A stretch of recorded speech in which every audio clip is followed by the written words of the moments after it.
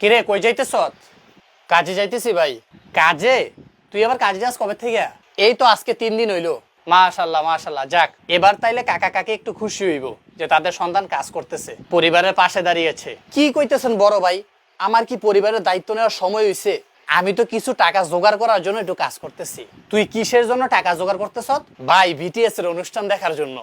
কি ভাই, বিটিএস বাংলাদেশে আসতেছে, টিকেটের দাম 200-300 টাকা হইলে হইতো, কিন্তু ভাই টিকেটের দাম যেই ও, এজন্য কাজ কইরা কিছু টাকা জোগাড় করতেছি। তুই কি মানুষ? তো আমি কি? তুই তো এলিয়েন। তোর পরিবার কতটা ক্রাইসিসের মধ্যে আছে, তাদের এই সময় একটু সাপোর্টের দরকার। পরিবারের জন্য কাজ করতে পারস না, আর তুই বিটিএস অনুষ্ঠান দেখার জন্য কাজে নেমে পড়ছ। ভাই তাদেরকে আমার ভাল লাগে, জীবনে তো সামনাসামনি দেখার কোনো সুযোগ পাই না। যাক আলহামদুলিল্লাহ, আল্লাহ তাআলার অশেষ রহমত, তাদেরকে সামনাসামনি দেখার একটু সুযোগ হয়েছে। সেই সুযোগটা তো হারাইতে পারি না। বাবা বাবা বাবা, হারাম বিষয়ে আবার আলহামদুলিল্লাহ। এই তোরে যে আল্লাহ কি সুন্দর হায়াত দিছে, কি সুন্দর বডি দিছে, কত কিছু দিছে, এটার জন্য জীবনে একবার আলহামদুলিল্লাহ কইছ? আর একটা অভিশপ্ত দল বাংলাদেশে আসতেছে, এটার জন্য আলহামদুলিল্লাহ। দেখেন ভাই, এত লেকচার দিয়েন না, আমার কাজে দেরি হয়ে যেতেছে। দেখ ভাই, আল্লাহর দিকে ফিরে আয়, নয়তো দুনিয়া আখেরাত দুইটা ধ্বংস করবি। এই যে আপনাদের একটা সমস্যা, সব জায়গায় ধর্ম টেনে নিয়ে আসেন। একটা কি সুন্দর ব্যান্ড দল, তাদেরকে একটু ফলো করলে, তাদের শো দেখলে, তাদের গান শুনলে কি এমন সমস্যাটা?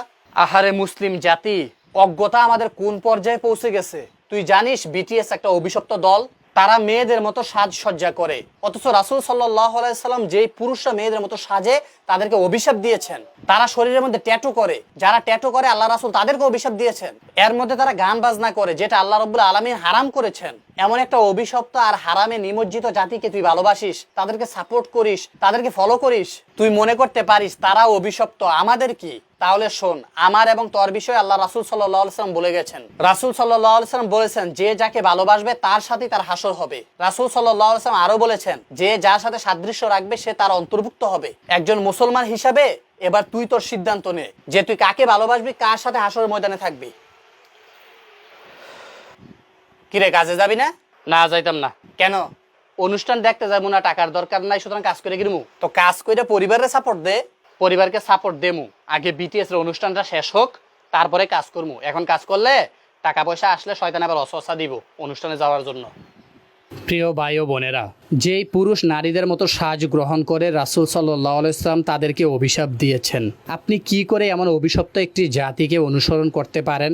আপনি কিভাবে আপনার আখিরাতকে ধ্বংস করতে পারেন? মনে রাখবেন, আপনি যদি অনুষ্ঠানে অংশগ্রহণ করেন আমার কোনো ক্ষতি হবে না, বরং আপনারই ক্ষতি হবে। শুধুমাত্র দিনের জন্য ভালোবেসে আপনাকে এই কথাগুলো বলছি। আল্লাহর জন্য আল্লাহ রাস্তায় ফিরে আসুন, নিজের দুনিয়া ও আখিরাতকে সুন্দর করুন।